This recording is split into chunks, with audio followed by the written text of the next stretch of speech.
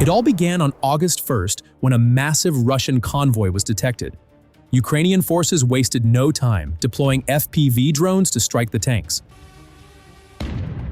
The lead vehicle was hit with precision and brought to a halt. Despite the presence of powerful jamming systems, Ukrainian drones found their mark, leaving the Russian tanks no chance to retreat. More FPVs were launched to finish off the rest of the group.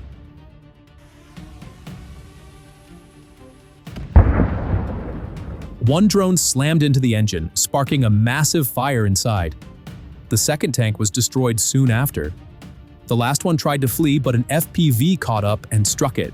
In just 15 minutes, Ukrainian forces had turned a $12 million armored column into a burning heap of metal. Then, another large armored assault began. Tanks and BMPs appeared on the horizon, but Ukrainian forces were ready. Artillery units received the coordinates and opened fire, halting the advance with accurate strikes. Russian commanders, determined to continue the assault, sent reinforcements. More BMPs and tanks rolled into the battlefield. But at that point, Ukrainian artillery turned the attack into a nightmare.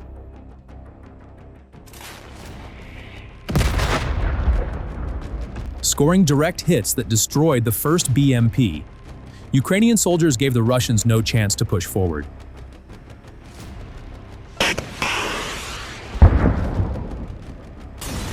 Javelins were used against the tanks, inflicting devastating losses. Over 80% of the vehicles were destroyed. FPV drones finished off what remained, forcing Russian crews to abandon their burning armor. Moments later, ammunition inside the wrecks exploded.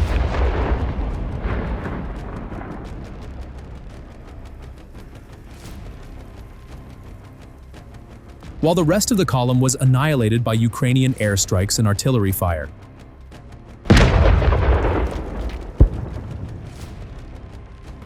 Only a handful of smoldering wrecks were left.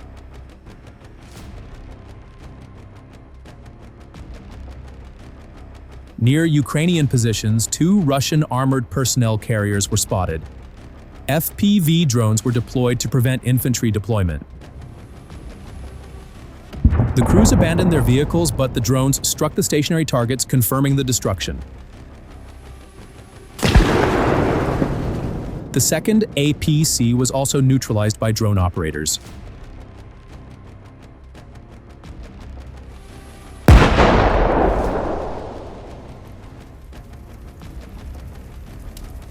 A group of 3 armored vehicles attempted an assault, but a Ukrainian drone relayed the coordinates to artillery units, which struck with deadly accuracy. One BMP was turned into a ghost vehicle. At the same time, Javelin missiles were fired at a tank, halting it with a direct hit. The target was destroyed. Ukrainian forces lost 1 tank and 2 BMPs in the engagement.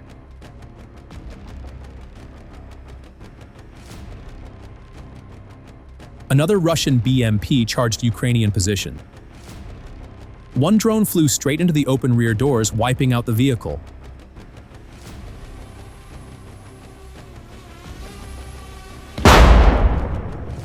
Later that day, another BMP was deployed, but it struck an anti-tank mine.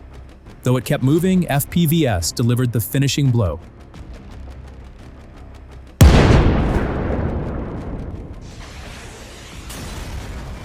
A Ukrainian soldier fired an RPG, followed by a drone strike that hit the ammunition, blowing the vehicle apart. A Russian tank was also targeted. Ukrainian drone operators acted swiftly, sending a drone into the engine, igniting fuel. A second FPV followed up.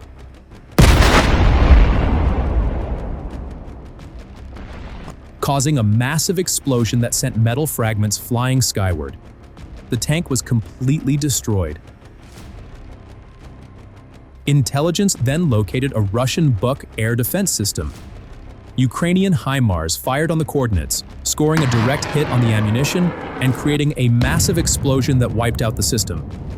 Soon after, a self-propelled howitzer was also destroyed by HIMARS.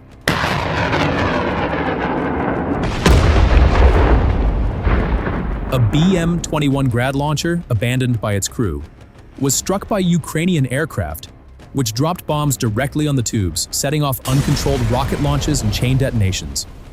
A Russian howitzer spotted firing at Ukrainian positions was also eliminated. HIMARS fire hit both the weapon and its ammunition, destroying the target. In another sector, a retreating Russian tank ran into a mine, the blast throwing it 2 feet into the air. War had evolved into a multi-layered struggle beyond a single clash. On every front, a different battle unfolded, and across all domains, a chain of interconnected domino effects was in motion.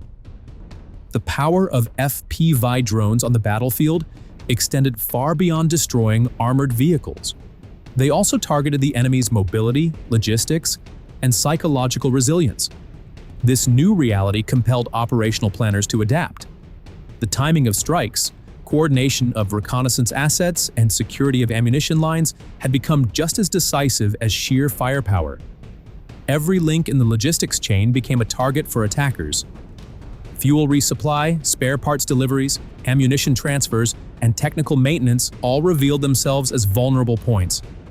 The disabling of depots, truck convoys, or temporary supply hubs could abruptly strip the battlefield of sustainability. This, in turn, halted troop movements and left units immobile. In such an environment, forces with logistical flexibility gained the upper hand. Small, dispersed resupply centers and the creative use of local resources became vital. Electronic warfare and intelligence formed the backbone of modern conflict. Jammers, radar suppression, and cyber operations directly influenced each side's ability to conceal or expose actions.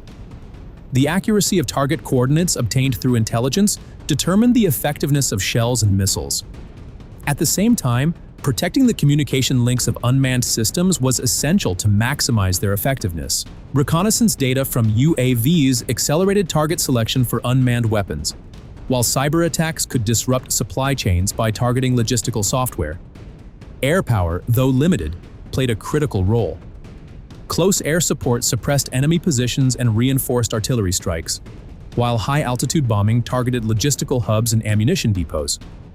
Yet, air superiority remained a volatile factor. The presence or absence of air defense systems restricted or expanded the operational range of jets.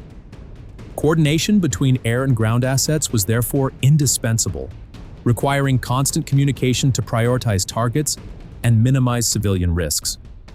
Infantry and airborne units continued their classical but essential roles, holding ground, assessing intelligence, marking high-value targets, and blocking enemy infiltrations.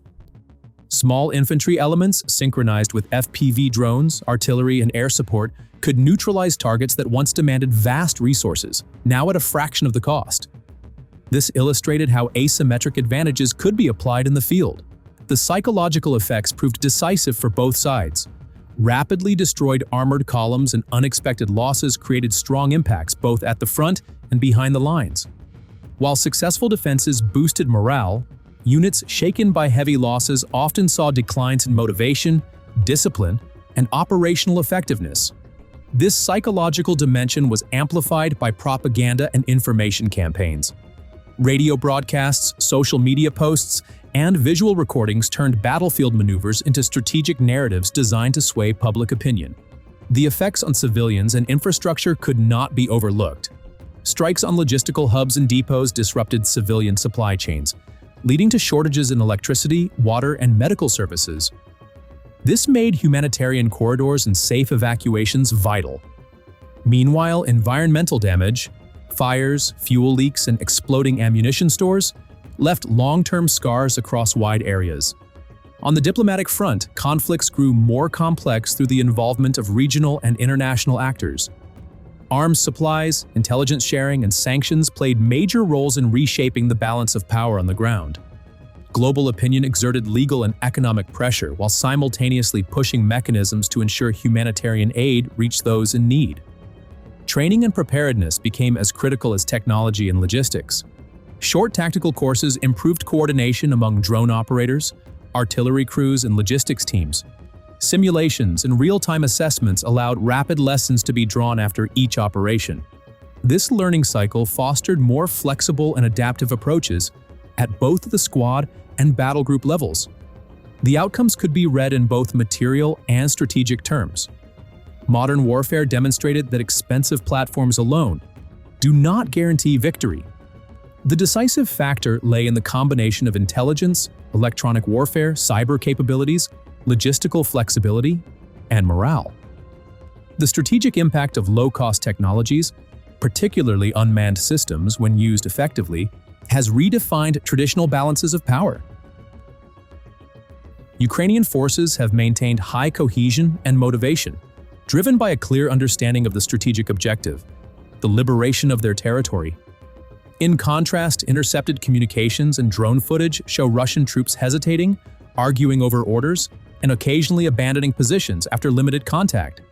This growing psychological advantage is amplified by the constant tempo of Ukrainian strikes and the visible destruction of high-value Russian assets. Another dimension of Ukraine's approach involves the gradual establishment of layered air defense systems. Russian aircraft attempting to launch glide bombs or unguided rockets are increasingly forced to operate at low altitudes and at the extreme limits of their range. That creates opportunities for Ukrainian air defense units, who have already downed several Su-25s, Su-34s, and attack helicopters over the past month. Each loss further limits Russia's ability to provide close air support to ground troops. With Russian supply depots dwindling and reinforcement transfers delayed by Ukrainian sabotage missions, some sectors of the front are now critically under-resourced.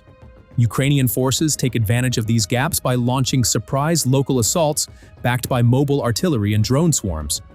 Even small gains in these circumstances are significant. They create staging areas for future operations and force Russia to pull units from relatively quiet sectors to reinforce threatened areas. The coming weeks are expected to bring further intensification of Ukrainian activity. Additional long-range systems are being deployed to engage critical infrastructure in Crimea and along the occupied southern coastline. Ukrainian engineers have already improved many of the frontline supply roads, allowing faster transportation of ammunition, armored vehicles, and medical support. Continuous rotation of assault groups ensures that combat fatigue does not diminish operational effectiveness. Meanwhile, Western-supplied air defense missiles and counter-battery systems are being integrated into Ukrainian plans, providing additional protection and offensive options. New drone types with longer range and higher payload capacity give Ukraine the ability to strike enemy positions previously considered out of reach. In short, the Ukrainian strategy is not based on a single decisive push, but on steady, methodical attrition, combining pressure on logistics, targeted strikes against command structures, rapid local offensives, and constant aerial surveillance. Day by day, position by position, Russian troops are being pushed into a defensive posture for which neither their supply lines nor their morale are adequately prepared. Should this tempo be maintained, it is highly likely that additional strategic sectors will fall under Ukrainian control, opening the way for broader operational breakthroughs. The systematic destruction of artillery, disruption of rear area logistics, and successful counter-air operations have already begun to shift the momentum. What we are witnessing is not just a series of isolated engagements, but the gradual collapse of the enemy's capability to coordinate, supply, and sustain its frontline units.